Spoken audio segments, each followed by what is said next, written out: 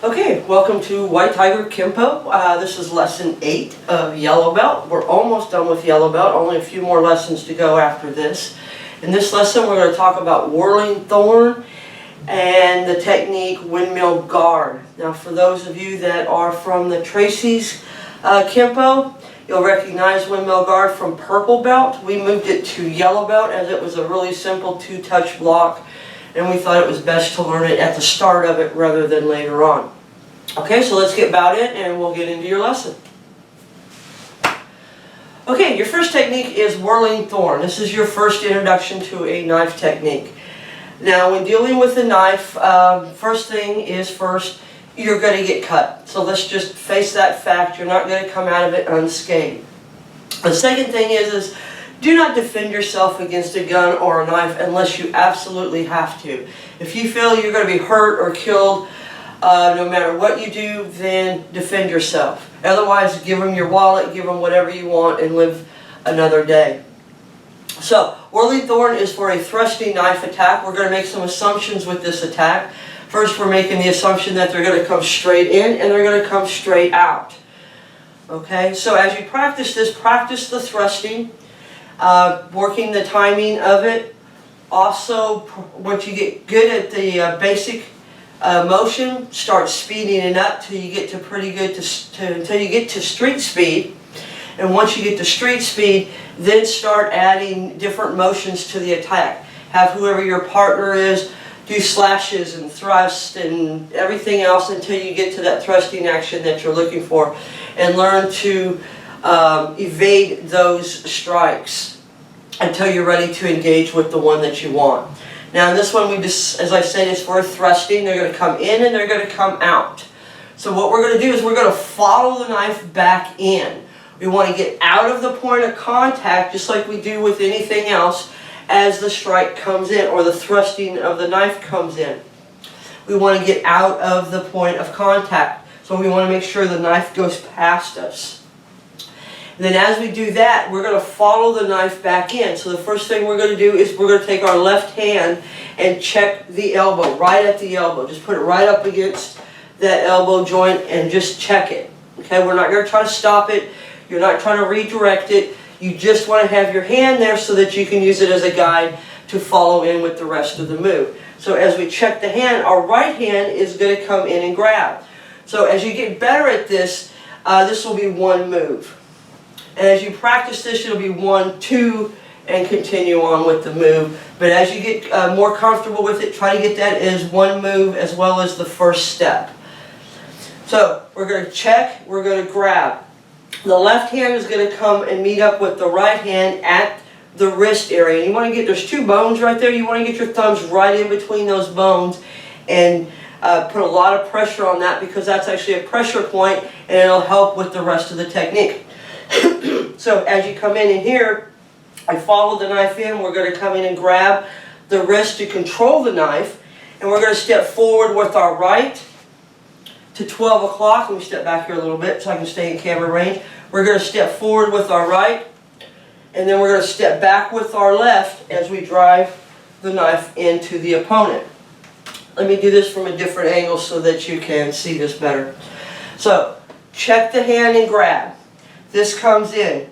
Thumb over thumb, dig right in between those two bones. You can feel it on your own hand. And what's going to happen is, as you step forward and apply that pressure, it's going to twist and add pressure to that pressure point, so that by the time you pivot and step back, they're already on their toes at this point, and you're going to drive the knife in. Now, the timing of this should be check, check, grab, step, thrust. Okay, you want to drive that in as you step. So, as you do this, you want to check both hands. Okay, well, there again, we're not stopping that momentum. We're going to use it to our advantage. As the hand's going to come back, we're just going to follow it back and continue that rotation. So, check and grab. Come up and counter grab. Step right to 12, pivot, keeping that arm close to the body. Don't get it way up here or way out here. Keep that arm close to you. Pivot and drive. Okay? Again. So from here, check and grab. come in and counter grab, thumb over thumb, like little butterflies. As we grab, we're going to step right, sticking close to the body, then we're going to pivot, step back left to 12, and drive as we step. Okay, again. Now this is just a check. This is a soft motion check. Okay, we're not trying to stop the hand. We're not trying to pin the hand to the arm.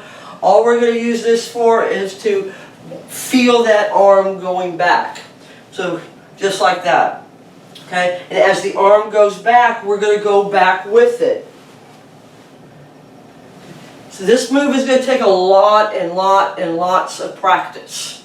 Okay, to get that rhythm down and to get the timing down of a thrust coming back. You're going to have to be very quick at getting these hands together as you see that thrust coming. And that's why we want to practice watching for it. Watch what the shoulder does. Watch what the hands do. Watch what the tails are so that you can see that coming. So as he starts to come out, you can already be there and ready to go in with him. Now the hands should stay about belt level. You don't want to go high, and you don't want to go really low. So keep that hand about belt level. Just like this. We're going to assume they're going right for the midsection. Okay, so as you can see, as I practice this, my hands are always near my belt. My arms are tucked in. I'm not way out here. I'm not stretching. I'm in tight with your opponent. And that's to keep them from slashing backwards. Okay, if I'm not like this, then there's plenty of room for them to slash around.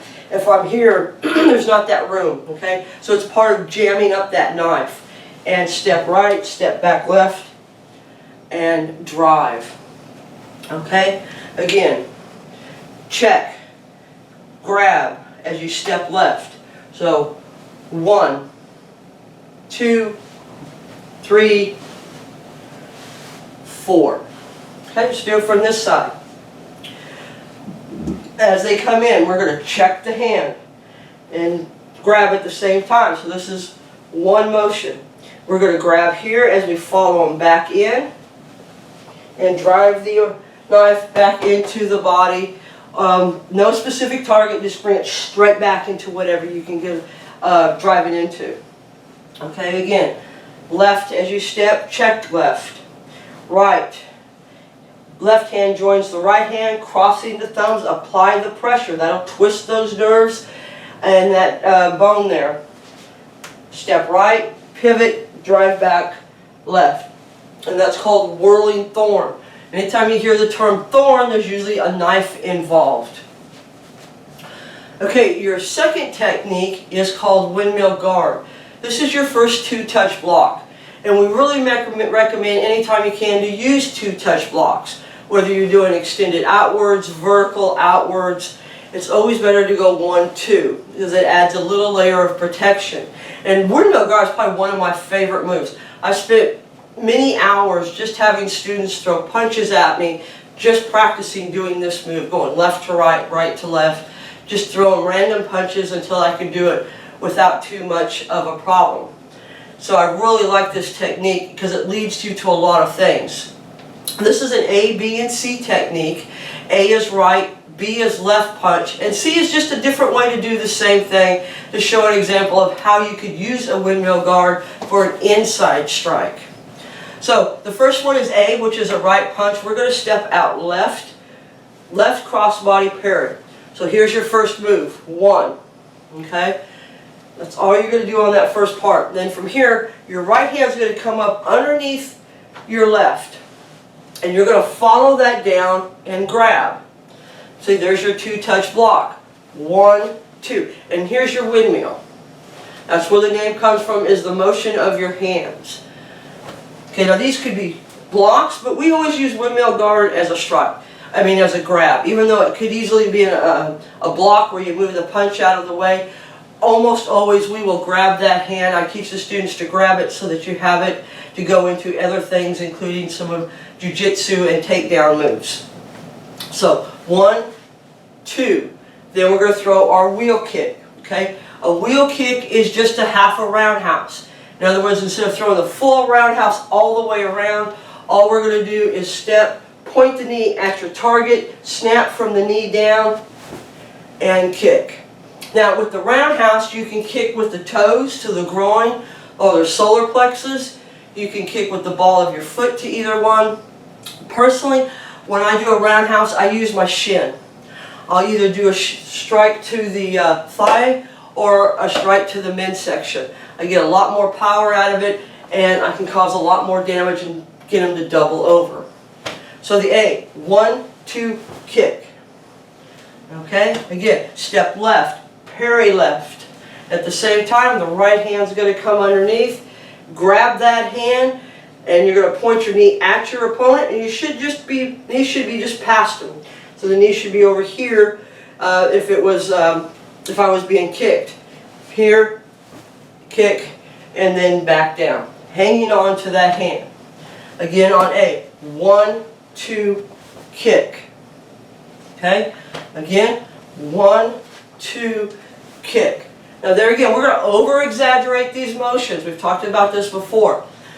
And the reason we over-exaggerate our emotions, our motion, not emotions, our motion, is because when you get into a fight, you're going to cut that in half anyway. Just because of the adrenaline's going, the speed of everything's going, you're going to cut that by at least 50%. But if you're already in doing this like this and you cut that by 50%, you're really not giving you enough room to do a technique. So you want to over-exaggerate these motions because when you're on the street, you're going to cut that much shorter, and the timing of it will allow you to do this big exaggeration. And you'll notice the better you get at it, the shorter those motions will be. But for now, over-exaggerate it until you get it down. And as you get it down, you'll shorten them up. And you should be almost, not quite sideways, okay, because we want to be in a position to strike. So you're going to be opened up and throw the kick. Now, as you get better at this, you can throw a hop into it. Okay, and drive that knee, drive that wheel kick into the opponent. In purple belt and Tracy's, that's how they teach it, as a hop, and driving it in. At this level, we don't really recommend the hop because you're still working on your balance. But as you get better at it, try it with a hop. When you're working on a bag or something, or someone with a target pad, see how that works and practice it both ways. Now the B version is the opposite direction. We're going to throw for a left punch, so we're going to come with a right to 230, right crossbody parry, left hand's going to come underneath, grab the hand, left wheel kick to the body. There again, you can go to the groin, the solar plexus, the thigh, whatever it is you want to target to get done what you want to get done.